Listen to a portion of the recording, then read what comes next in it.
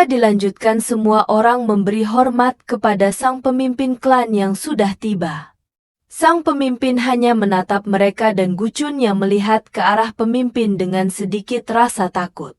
Tak lama kemudian pemimpin klan atau patriark memanggil menterinya untuk mendekat. Menteri menjawab, "Perintah Anda, patriark." "Apa ada satuan pedang yang sedang bersiap?" ujar patriark. Menteri menjawab, "Satuan pedang pertama sedang beristirahat setelah kembali dari perjalanan dan satuan pedang keempat sedang menunggu. Sekarang beritahu satuan pedang keempat untuk segera menyelesaikan perisapan dan suruh mereka temui aku," ujar patriark. Sembari berjalan masuk ke dalam kediaman, Muyeon dan Gu Yeonso masih memberi hormat kepada sang patriark, sedangkan di sisi lain Gucun sedang bergumam dalam hatinya. Entah ini mimpi atau kenyataan, tapi pandangannya itu terasa sangat berat seperti biasanya.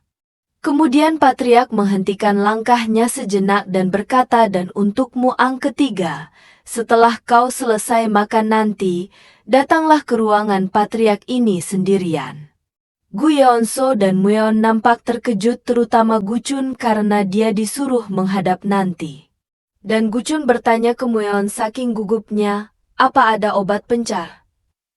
Hari pun sudah gelap. Di dalam ruangan makan nampak pelayan sedang menyiapkan makanannya. Patriark sudah duduk di kursi pemimpin sedangkan Guyeon dan Gucun baru tiba dan akan duduk di kursinya. Di depan meja sudah ada beberapa makanan untuk disantap. Gucun yang sudah mulai duduk di mejanya menatap makanan tersebut dan sudah siap makan dengan menggunakan sumpitnya. Sembari bergumam, suasana makannya juga masih saja sama seperti dulu. Sial, aku sendiri jadi bingung sedang makan lewat mulut atau lewat hidung. Dia memanggilku untuk datang sendirian saja sudah membuatku merasa tak nyaman.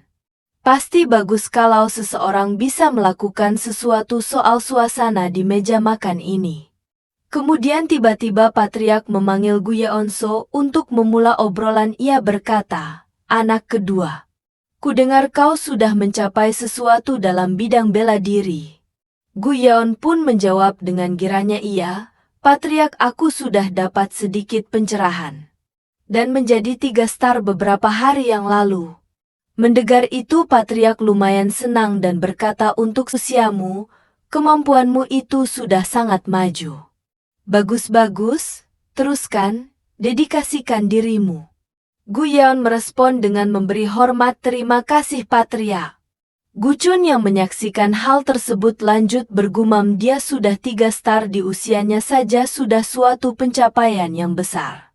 Sudah pasti sih, soalnya orang berbakat seperti dia juga bekerja keras.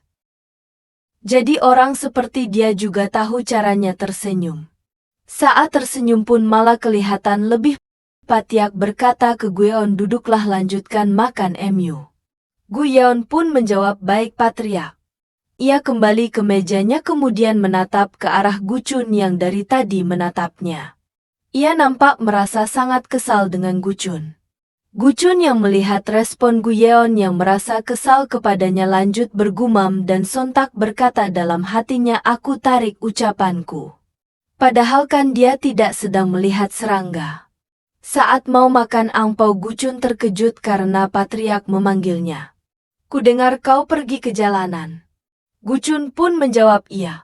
Ada sesuatu yang harus kulakukan, jadi aku pergi sebentar." Mendengar itu patriark hanya merespon, Melihat itu Gucun pun nampak terheran. Dan kemudian patriark berdiri dari kursinya dan berkata kepada Guyeon dan Gucun, "Aku akan duluan. Kalian lanjut saja." Mendengar itu Gucun pun makin bingung dalam hatinya. Ia berkata, padahal dia kelihatan mau mengatakan sesuatu. Katanya dia mau aku menemuinya setelah makan. Jadi aku sudah yakin tadi dia akan.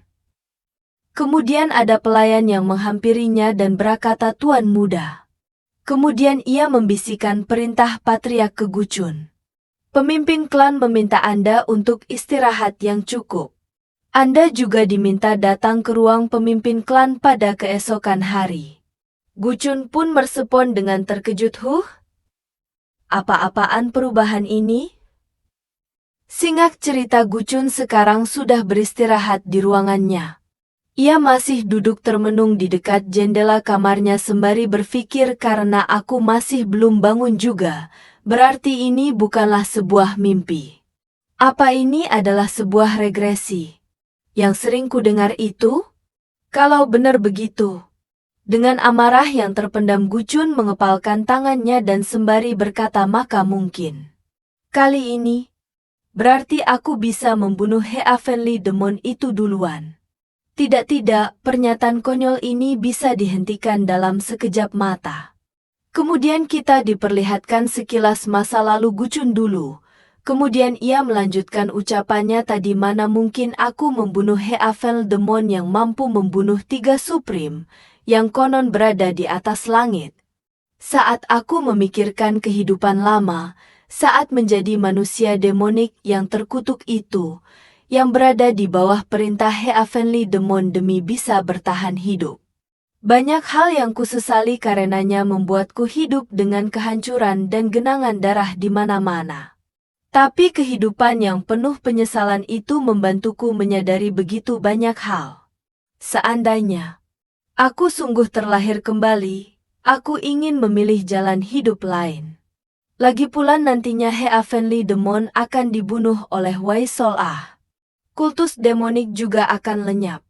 Sampai semuanya terselesaikan, kurasa aku akan melakukan segala yang kubisa dan menjalani kehidupan sederhana. Kesempatan ini tak boleh disia-siakan. Dengan semangat yang membara, Gucun memantapkan tujuannya, takkan kuulangi penyesalan lampauku itu, sembari menghembuskan nafasnya. Jadi, pertama-tama, Gucun mengecek energi di dalam tubuhnya. Dan ada sebuah energi berbentuk bola api yang membara di meridiannya. Setelah itu Gucun berkata dengan tidak puasnya, haha. Aku menelusuri sekujur tubuhku ini, tapi hanya segini saja energi dalam yang berhasil kutemukan. Besaran energi dalam yang menyedihkan ini membuatku tersadar betapa hebatnya kakakku itu, yang cuma 1 tahun lebih tua dariku, dah mencapai 3 star. Tapi, sembari memejamkan matanya, bukan berarti aku tak bisa berbuat apa-apa. Aku bisa berlatih dengan teknik kultivasi yang diwariskan pada saudara sedarah klan Gu, yaitu Gu Flameo Hell Art, dan nampak Gucun pun sedang fokus latihan untuk meningkatkan energi dalam di meridiannya. Gucun lanjut bergumam dengan berkultivasi secara perlahan seolah aku sedang membuat mekar sebuah bunga. Info tambahannya, Guis klan Gu ini atribut tempur utamanya itu adalah api, mirip kayak klan Uchiha aja. WKWKKW. Oke, lanjut. Saat sudah menjadi 4 star nanti aku akan bisa memancarkan energi dalam berapi seperti Gu Yeon kemarin, dan begitu menjadi 7 star, aku akan bisa menyelimuti tubuhku dengan energi tersebut seperti ayahku. Tapi sekarang, aku cuma 1 star yang lemah. Aku harus mengumpulkan energi dalam secepatnya yang kubisa dan memolesnya hingga aku bisa menjadi 2 star. Dengan keringat yang bercucuran. Agar aku bisa menjalani kehidupan ini tanpa hambatan. Maka kau tak boleh meminjam kekuatan manusia demonik seperti di kehidupan lamaku itu. Aku harus meningkatkan kekuatanku secara mandiri. Aku harus bisa melakukannya.